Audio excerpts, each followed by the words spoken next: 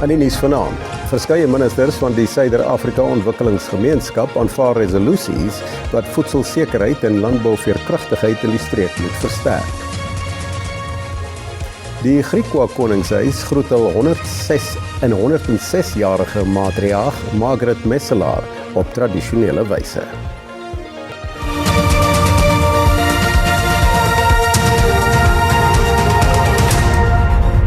Goeienaand en baie welkom by die Afrikaanse nuus. Die ministers van Landbou en Voedselsekerheid, Visserye en Akwakultuur van die Suider-Afrika Ontwikkelingsgemeenskap het 18 resolusies aanvaar wat voedselsekerheid en landbouveerkragtigheid in die streek moet versterk. Van die resolusies is gemik op vereistes vir kunsmis- en verkrygingsstelsels en om streekskoördinering in reaksie op bek- en closure uitbrekings te verbeter. 'n Streeks- en stofbank is ook in die vooruitsig om vinnige reaksie op toekomstige uitbrekings moontlik te maak. Die vergadering wat in Victoria Falls in Zimbabwe gehou is, het ook strategieë ondersoek om die uitwerking van natuurrampe soos vloede en droogtes te verminder. Sowat 58 miljoen mense in die SAOG-streek staar na raming erge voedselonsekerheid in die gesig. Die getal kan oor die volgende 2 jaar drasties styg as streekleiers nie beslissend en dringend optree nie. With an estimated 77% chance of a moderate to very strong El Niño by October-December 2026, so this year, to January 2027. Historical analysis shows that moderate to strong El Niño events are usually associated with a substantially higher probability of below average rainfall across central and southern part of SADC region, resulting in significant harvest failures. Owerhede sê hulle het reeds aan die werk gespring om 'n krisis af te weer. Obviously, we can't control the weather, but we can control our response to it. And making sure that, particularly from smallholder level, all the way up to commercial farming operations, how do we start to build in resilience to these climate shocks? We've prepared some scenarios for mitigation, for adaptation, and more concretely, we will be presenting these to Cabinet before sharing with the rest of the nation, but Zimbabwe is very well prepared. Die verspreiding van bek- en closure in die streek plaas reeds druk op landelike en kleinboere. Die onlangse uitbreking het die beweging van vee aansienlik ontwrig. Dit hou 'n ernstige bedreiging vir uitvoermarkte in, wat ekonomiese onsekerheid vir beesvleis en suiwelprodusente vererger. There were 18 resolutions that we've taken today. These are all resolutions that are designed to focus on areas as diverse as food security, plant standards, product standardization, harmonization of fertilizer requirements, joint fertilizer buying, and of course, the big one, foot and mouth disease. Agreement that we're going to now have a regional approach to foot and mouth disease. Die implementering van die resolusies wat aanvaar is, sal na verwagting voedselsekerheid versterk, landbougroei bevorder en gekoördineerde reaksies op gedeelde uitdagings reg oor die SAOG-streek verbeter. Die Wêreldgesondheidsorganisasie eis groter internasionale ondersteuning om die uitbreking van die Ebola-virus onder beheer te bring. Die hoof van die WHO, Tedros Ghebreyesus, lê besoek af aan die Demokratiese Republiek van Kongo en buurlande om gemeenskappe te ondersteun in die provinsies waar die Ebola-uitbreking mense die ergste raak. In die DRK sluit dit in Ituri, Kivu en Suid-Kivu. 2 nuwe Ebola-gevalle is ook in Kampala en Uganda bevestig, wat die land se totale aantal bevestigde gevalle op 9 te staan bring. Die WHO het 'n openbare noodgeval van internasionale belang verklaar.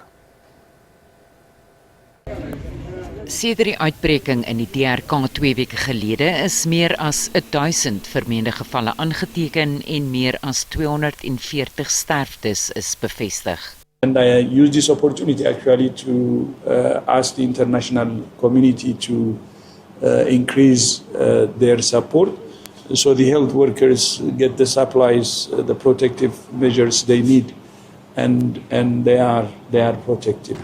Die Europese Sentrum vir Siektebeheer en Voorkoming het beloof om sy ondersteuning op voedselvlak te verskerp om lande in Sentraal-Afrika by te staan om te probeer om die verspreiding van die Ebola-virus te bekamp. Die Europese Unie het meer as 17 miljoen Amerikaanse dollar beloof vir humanitêre bystand en die WGO 12 ton mediese voorraad wat na gebiede gestuur sal word waar die virus nie onder beheer is nie. Gesondheidskenners sê die Trump-administrasie se besluit om wêreldwye befondsing deur middel van die Amerikaanse Agentskap vir Internasionale Ontwikkeling te onttrek en dat die VSA ook van die WGO onttrek het verrykende gevolge, ook om die verspreiding van die Ebola-virus onder beheer te bring. Certainly that has slowed both, I think, U.S. Coordination with this outbreak, but also in terms of the lack of U.S. funding to the World Health Organization and what that looks like. You have other funding, but no one really stepped up and replaced that dearth in USA funding. Amerika sê hy het sy Ebola-bystand opgeskerp en het planne om $80 miljoen te bewillig om vennote op grondvlak te help met onder meer die skandering van gevalle en kontakopsporing. Die VSA vlieg nie Amerikaners in Afrika na gespesialiseerde fasiliteite in die VSA nie, maar die Withuis stuur hulle na 'n nuwe kwarantainfasiliteit wat in Kenia gebou word. We cannot and will not allow any cases of Ebola to enter the United States. And so the State Department and other agencies represented here, the Centers for Disease Control, HHS, others, are working very, very hard to contain this crisis to the countries where it's currently located, particularly the Democratic Republic of the Congo. Amerika het 4 lughawens in die VSA geïdentifiseer om passasiers te skandeer wat die DRK, Uganda of Suid-Sudan oor die afgelope 21 dae besoek het. President Cyril Ramaphosa sê die Madlanga-kommissie dien as 'n noodsaaklike reinigingsproses vir die land en die strafregstelsel. Hy het met SAIK nuus gepraat tydens die ANC kiesers registrasieveldtog in Diepsloot in Johannesburg. Ramaphosa het gister die kommissie se tweede voorlopige verslag ontvang. Die Madlanga-kommissie ondersoek misdadigheid, politieke inmenging en korrupsie in die strafregstelsel. Ramaphosa het die tweede voorlopige Madlanga-kommissie verslag ontvang, 3 maande voordat die kommissie sy werk in Augustus moet voltooi. Ramaphosa sê hy bestudeer nog die voorlopige verslag. I'm studying the report and it's a second interim report and the Madlanga Commission is an absolutely fantastic process. It is a process that is going to help us to get rid of the rot within the criminal justice system. And we've gone through state capture and we've largely been able to rid our country of state capture. We're now looking at the criminal justice system, which has enormous problems and challenges. The Madlanga Commission is helping us to do that. And what is even pleasing with the Madlanga Commission is that people are getting identified who are involved in wrong things. They're getting suspended, they're getting arrested. Ramaphosa het ook die kredietgraderingsagentskappe Moody's en S&P se soewereine kredietgradering vir die land as goeie nuus verwelkom. Moody's het die land se kredietgradering hersien van stabiel na positief, terwyl S&P die land se kredietgradering op BB gehou het met positiewe vooruitsigte. This is not a self-induced verdict by South Africa. It is a verdict that is being delivered by entities like Moody's, like S&P. They are the ones who are saying we're now positive, meaning that we are moving forward, we are getting out of junk status. What does that mean? It means we are becoming more attractive to investors. En met slegs 5 maande voor die plaaslike verkiesings het die ANC-leier die party se Gauteng kiesingsregistrasieveldtog in Diepsloot van stapel gestuur. High five. High five. Hy het die inwoners aangemoedig om as kiesers te registreer. Overall message is about registration, but here it's also about a recognition of the progress that we have made. We made commitments that we will build our people houses and we'll build categories of housing settlements. like we've listened before when they needed housing, we're going to listen to them when they need other amenities, especially schools, clinics, and police stations. Our priority here was to just eliminate informal settlement because we had lots and lots of informal settlement. Die onafhanklike verkiesingskommissie hou op 20 en 21 Junie 'n amptelike registrasie naweek. Intussen moedig die DA kiesers aan om te registreer om te stem in November se plaaslike regeringsverkiesing. Die party het sy registrasieveldtog geloods by die Eersterus Gemeenskapsentrum in Pretoria. Die partyleier Jordan Hill Lewis het die veldtog geloods saam met die party se burgemeesterskandidaate in Johannesburg, Tshwane en Ekurhuleni liewer. Die kandidaate het hulle op die jeug toegespits en hulle aangemoedig om vir leiers te stem wat korrupsie teenstaan. Heel partyondersteuners het aan die SAIK gesê hulle gaan help om hulle gemeenskappe in te lig oor die mag van elke individuele stem. Ons het nog nuus in Afrikaans net hierna, bly gerus ingeskakel.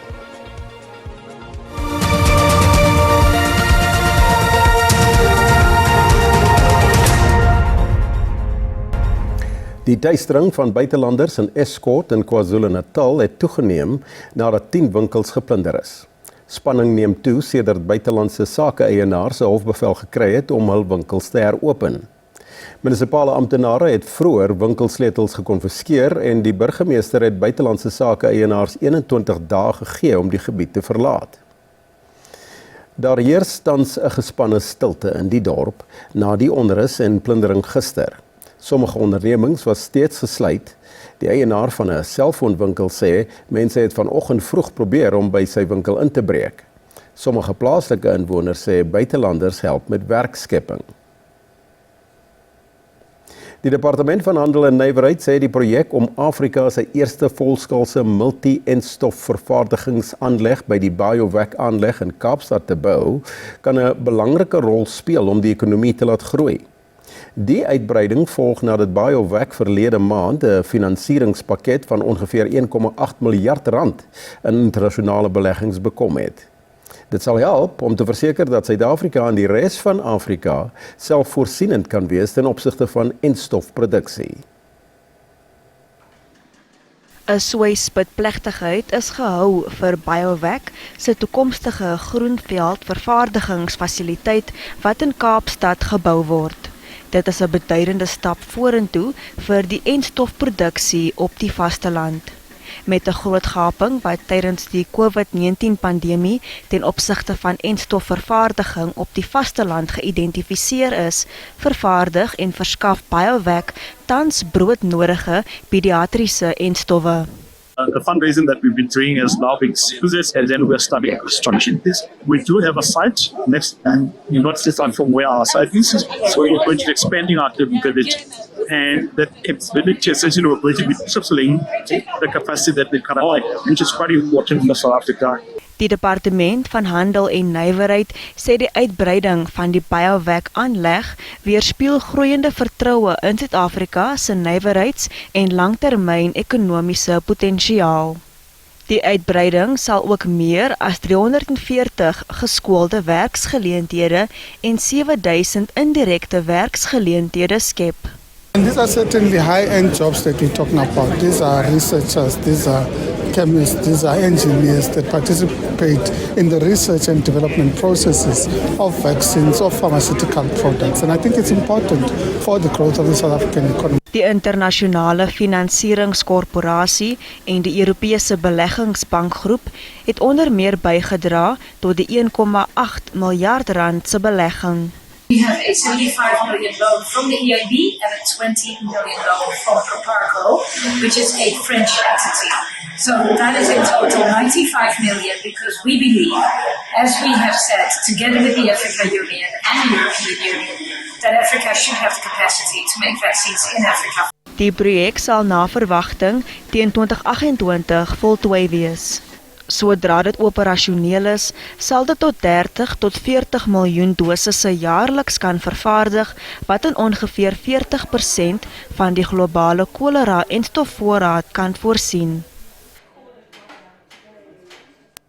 7 gemeenskappe het 'n vergoedingsooreenkoms met Sanparke by die Skukuza Ruskamp in die Kruger Nasionale Park in Mpumalanga onderteken. Nou dit volg op onderhandelinge tussen Sanparke en verteenwoordigers van die gemeenskappe wat ontneem was. Blydskap het die Nombolo Mdluli saal by die Skukuza Ruskamp gevul toe 10 jaar se vergaderings en opofferings uiteindelik op papier neergepen is. 'n Ooreenkoms ingevolge waarvan gemeenskapslede opgelei gaan word en werks- en besigheidsgeleenthede in die park gaan kry. For the first time since the beginning of Kruger 100 years ago, communities are going to start to own lodges inside Kruger. That's quite a huge economic contribution that we are going to make outside the Kruger National Park into the communities. And obviously communities will be employed in the tourism facilities. We are very happy because we have started a new foundation today where we think the new generation are going to benefit more out of what we have did. Die minister van Bosbou, Visserye en die omgewing sê die ooreenkoms is 'n stap in die regte rigting vir die bewaring van die park. It was clear during these negotiations and what we've got on paper today that both Kruger National Park and all these communities going forward will change the face of conservation in the Kruger National Park.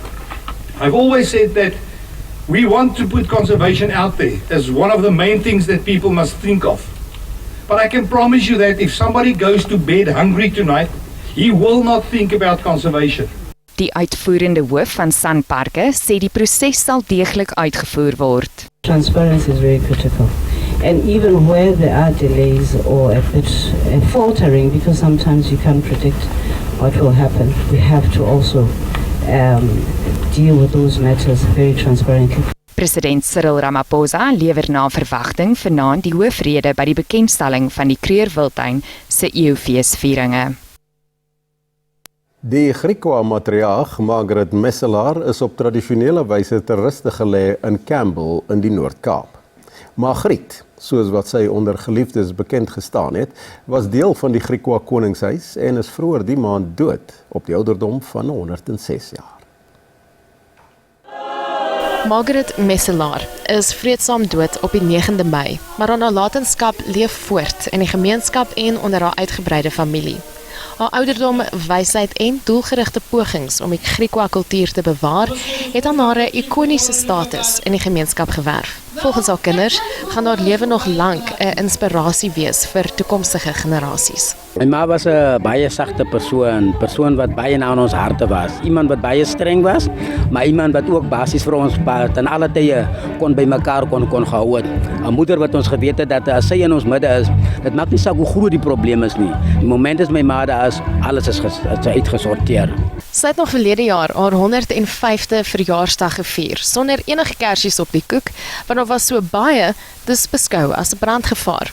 Sy het toegesê, daar's net een ding waaroor sy spyt is. Ek kan nie die taal praat nie, my ouma het my geleer, maar is nou verdwyn van die, ek moes nou weer by die Griekwas, by die boere. Nou jy die boere vat, moes al die taal op en jou weg. Die Griekwas, alles jokke Griekwas, jy kan nie die taal met hulle aan praat. Ook as ek kom nou heel verleer. Sy word egter beskou as een van die land se groot geeste wanneer dit kom by kultuurbewaring. She managed to keep this family together. Her husband passed on in 1971, about 51 years back, but the family is still intact, and they even managed the issue of succession quite beautifully. Messelaar word oorleef deur 6 kinders, 27 kleinkinders, 67 agterkleinkinders en 8 agter-agterkleinkinders. En op daardie wonderlike noot, ons sportsegment volg net hierna. Bly ingeskakel.